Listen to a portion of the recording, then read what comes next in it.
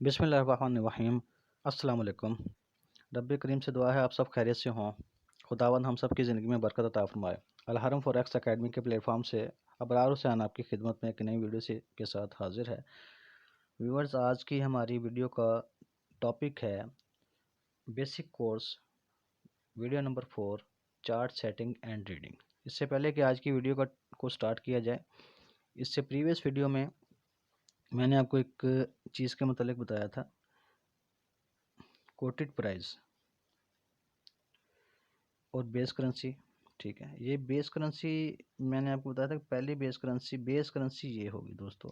ये आपको, ताकि कन्फ्यूजन ना हो, मैं इसलिए रिपीट कर रहा हूँ क्योंकि ये चीज़ें बार बार हमें हमारे रोज़मर्रा के काम में इस्तेमाल होनी है, तो ये ज़रूरी है कि इनको वाज़ेह किया जाए। तो ये बेस करेंसी है, ये कोटेड करेंसी है, और ये बिड प्राइस है। बी से बेस और बी से बिड, ये बिड प्राइस है, और ये आस्क प्राइस है। ठीक है, ये कोटेड है, ये भी कोटेड है। तो कोटेड आस्क और बिड का फ़र्क मैंने आपको बताया था। मज़ीद उस फ़र्क को एक छोटी सी मिसाल से मैं आपको बता देता हूँ, फिर आप वीडियो के असल टॉपिक की तरफ चलते हैं। कि अगर आप अपनी गाड़ी बाज़ार में बेचने जाते हैं, तो किसी शोरूम पे जाते हैं आप, 12 लाख में ऑफ़र करते हैं कि मैं बेचना चाहता हूँ, लेकिन शोरूम का मालिक आपसे बोलता है कि मैंने इसके 10 लाख से ज़्यादा आपको नहीं पे करना है। तो आप जो प्राइस ऑफ़र कर रहे हैं, 12 लाख, वो आस्क प्राइस है। जो शोरूम वाला आपको प्राइस ऑफ़र कर रहा है, वो बिड प्राइस है। तो आस्क प्राइस हमेशा बड़ी होती है, बिड प्राइस हमेशा छोटी होती है। तो आप देख सकते हैं कि इस कॉलम में जितने भी प्राइस हैं, ये कॉलम, ये सारी हाई हैं। High high high high high. और ये वाला जो कॉलम आपको नज़र आ रहा है, बिल्कुल इसके पैरेलल, यहाँ पे सभी लो हैं। लो लो लो लो। ठीक है, ये ये बिड प्राइस है।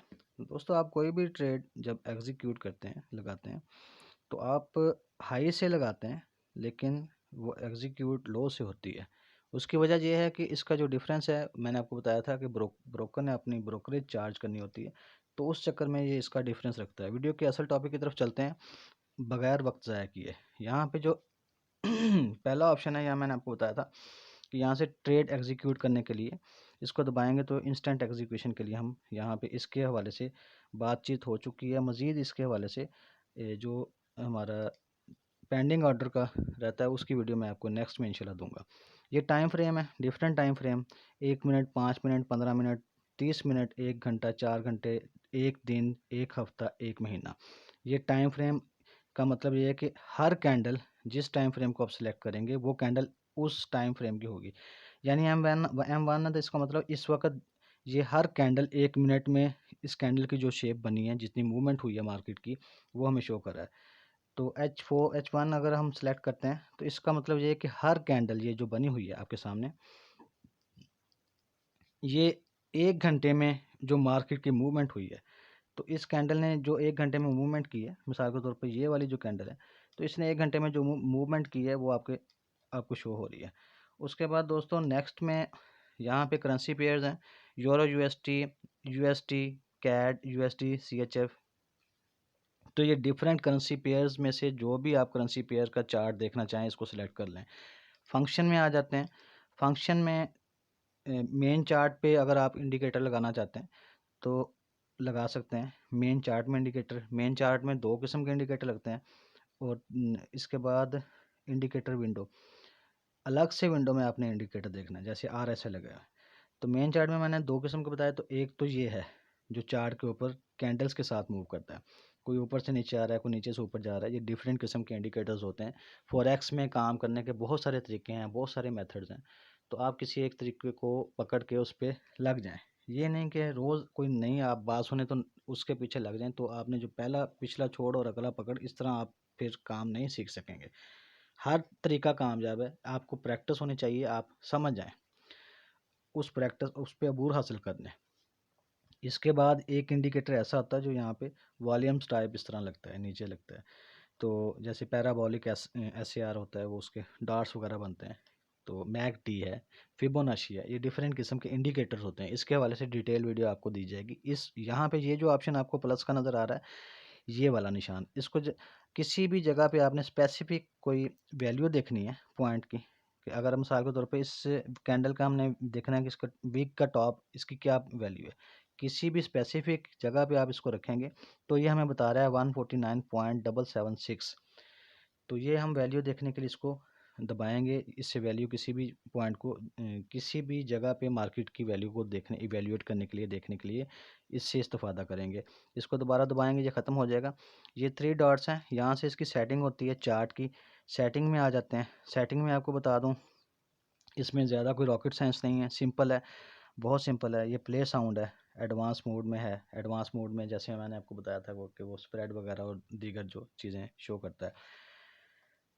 लाइन टाइप, चार्ट में लाइन चार्ट की जो इकसाम है, 3 किस्म की इकसाम होती हैं। एक लाइन चार्ट है, सिंपल, जैसे चार्ट के ऊपर आपको रेड लाइन एक नज़र आ रही थी, तो इस तरह एक लाइन सी शो होगी, सिंपल एक लाइन सी होगी, वो ऐसे मूव कर रही होती है ऐसे, तो ये लाइन चार्ट होगा। उसके बाद कैंडल स्टिक आपने देख लिया, इस वक्त जो अभी आपने देखा है, जो इंटरफेस देखा है वो कैंडल स्टिक है। बार चार्ट, बार चार्ट में ये चीज़ होती है, ये आपके सामने है, ये आप देख सकते हैं। तो इसमें कोई भी कैंडल है, ये देखें, ये ओपन है इस कैंडल का, ये इस कैंडल का लो है, ये इस कैंडल का हाई है, और ये इस कैंडल का क्लोज है, ये बाय की कैंडल है। तो इसके बाद लेकिन हम इसको इसी फॉर्म में रहने देंगे।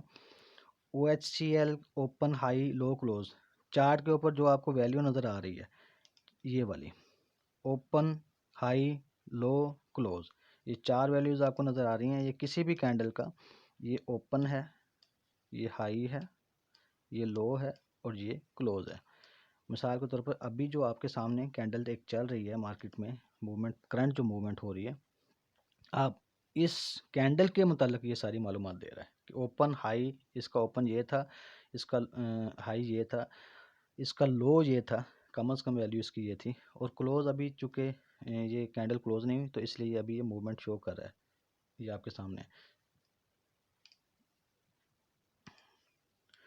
उसके बाद दोस्तों डाटा विंडो, इसमें बहुत सारे ऑप्शंस हैं, आपने सभी के साथ जो है तजर्बात नहीं करने, मुबादा कि आपको फिर किसी के पास लेके जाना पड़े या किसी से डायरेक्टली कोई रहनुमाई लेनी पड़े, मुश्किल हो जाए आपको। जो चीज़ें आपको आपसे कंसर्न है, आस्क प्राइस लाइन, आस्क और बिड प्राइस लाइन चार्ट पे मूव कर रही होते हैं। आप देख सकते हैं यहाँ पे 2 प्राइस लाइन है, एक रेड कलर की है और एक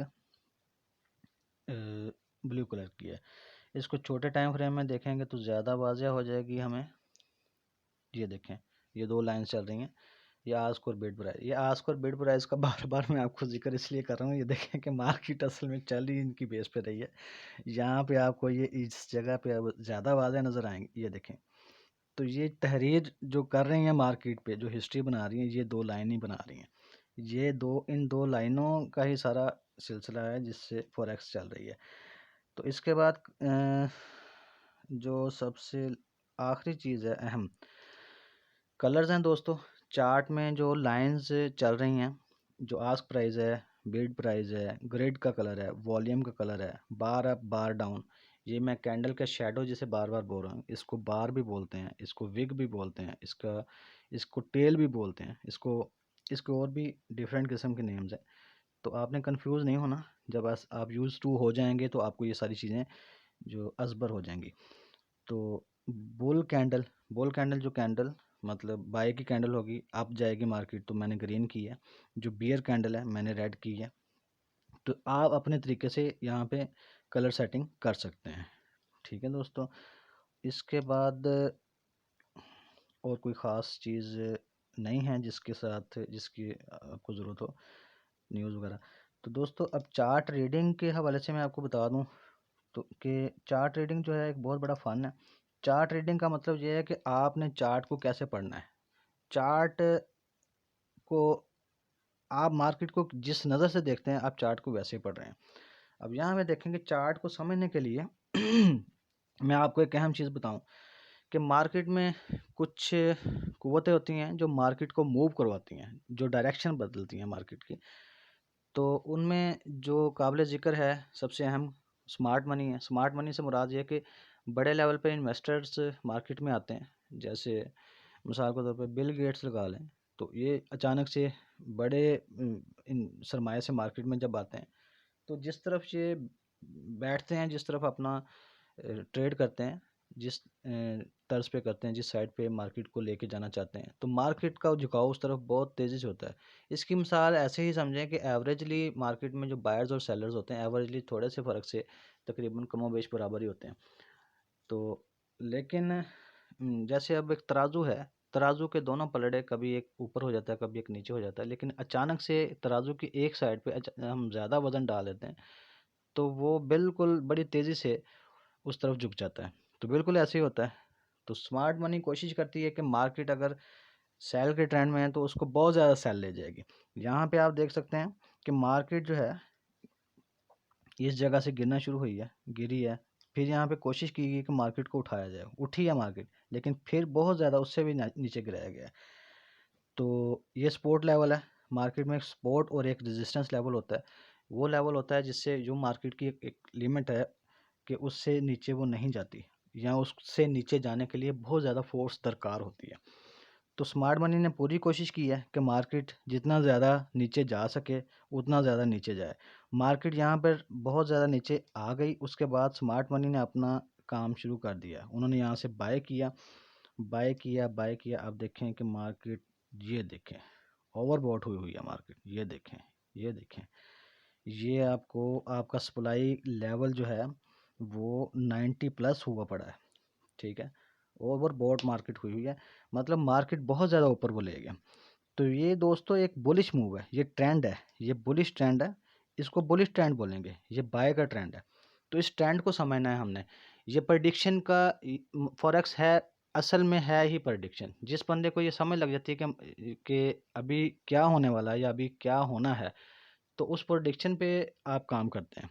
अगर आपका मफरूज़ा गलत हो जाएगा तो आप अपना अकाउंट वॉश कर लेंगे, अपना नुकसान करेंगे। इस चीज़ की ट्रेनिंग ही हमने करनी है, इसी चीज़ को हमने सीखना है। तो कि मार्केट ने बाय कब जाना है, सेल कब जाना है, जब हमें पता हो, यकीन हो कि मार्केट अब सेल जाने वाली। अब ये देखें, यहाँ पे ओवरबॉट हुई है, यहाँ से मार्केट यहाँ तक आई है, इधर से इधर तक। मैं आपको या ये देखें, इधर से मार्केट इधर तक आई है, इधर से नीचे गिरी है, लेकिन स्मार्ट मनी ने फिर से कोशिश की है, या बायर्स कह लें, कि मार्केट मैक्सिमम ऊपर जहाँ तक जा सकती है उसे लेके जाने की कोशिश की गई है। अब उसके बाद क्या होगा? अब उसके बाद यही होगा कि जैसे आप स्प्रिंग को खींचते हैं तो बहुत ज़्यादा आप खींच के रखते हैं, तो कितनी देर तक खींच के रख लेंगे?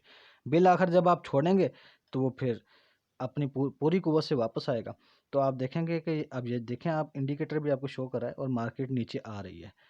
तो ये M5 का भी टाइम फ्रेम मैंने खोला हुआ है। तो डिफरेंट टाइम फ्रेम्स हैं। डिफरेंट टाइम फ्रेम में जब आप एंट्री लेते हैं, आप एंट्री लेने से पहले आप डिफरेंट टाइम फ्रेम में देख लेते हैं कि मार्केट का ट्रेंड जो है वो किस तरफ को जा रहा है। मिसाल के तौर पर अगर आपने M30 में एंट्री लेनी है, यहाँ पे एक और चीज़ मैं आपको बता देता हूँ। M30 में आपने एंट्री लेनी है, ये M30 है आपका।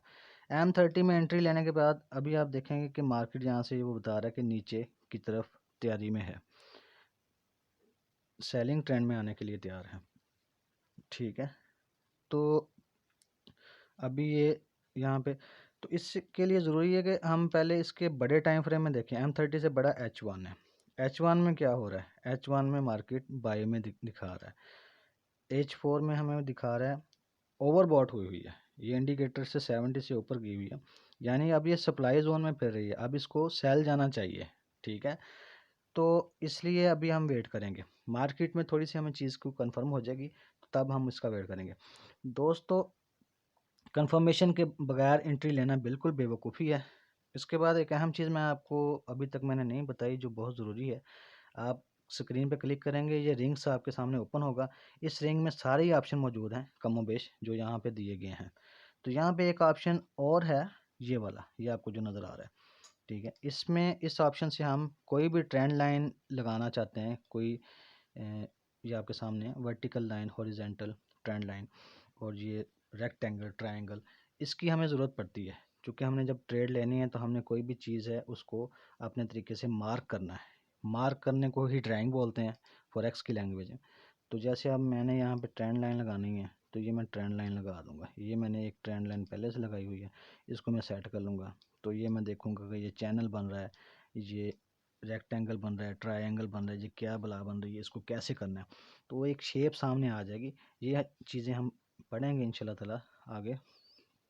तो दोस्तों ये उसके बाद सपोर्ट एंड रेजिस्टेंस एक अहम चीज़ है, वो मैं आपको बता दूं कि सपोर्ट एंड रेजिस्टेंस क्या होती है। मार्केट में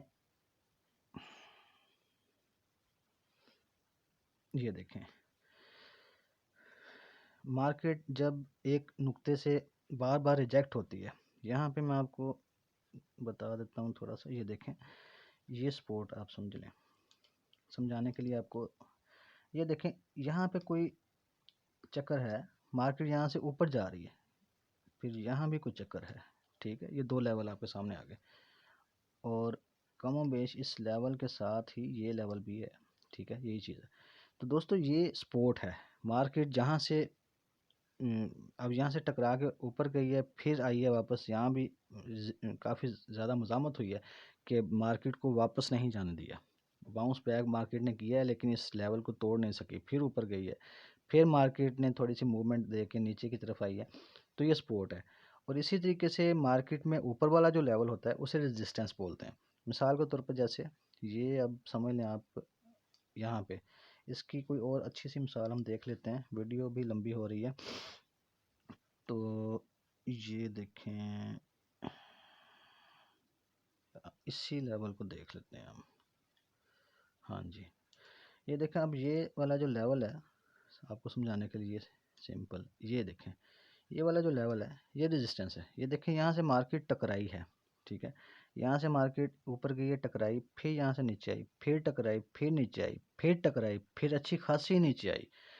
तो ये दोस्तों यहाँ पे क्या है, यहाँ रेजिस्टेंस है। यहाँ पे जो है मार्केट को ऊपर नहीं जाने दिया जा रहा। तो ये सपोर्ट एंड रेजिस्टेंस है। इस चीज़ को मार्क करना, चार्ट को समझने के लिए ये चीज़ें ज़रूरी हैं। चार्ट को मार्क करने के लिए मैंने आपको बताया कि आप ड्राइंग का सहारा लेंगे, आप वहाँ पे डिफरेंट किस्म के टूल्स दिए हुए हैं, उनसे इस्तेफादा करेंगे। दोस्तों वीडियो काफ़ी लंबी हो गई है, मैं अभी आपको और भी बताना चाहता हूँ। तो ये टॉपिक जो है ये इतना बड़ा है। फॉरेक्स मैंने आपको बताया कि दुनिया में प्लस अबाउट $7 ट्रिलियन की मार्केट है, इससे बड़ी मार्केट कोई नहीं है। तो सफ़ीना चाहिए इस बहरे बेकरां के लिए। बहुत इसमें जितना भी, अब ये जो टॉपिक है ये 1 घंटे की वीडियो बने तो ये कम है। बहरहाल आप अपने फीडबैक से ज़रूर आगाह कीजिएगा। अपनी कीमती राय से किसी चीज़ में मज़ीद बेहतरी की जा सकती हो तो वो भी बताइएगा। अल्लाह करीम हम सब का हामी नासिर हो। अल्लाह हाफिज़।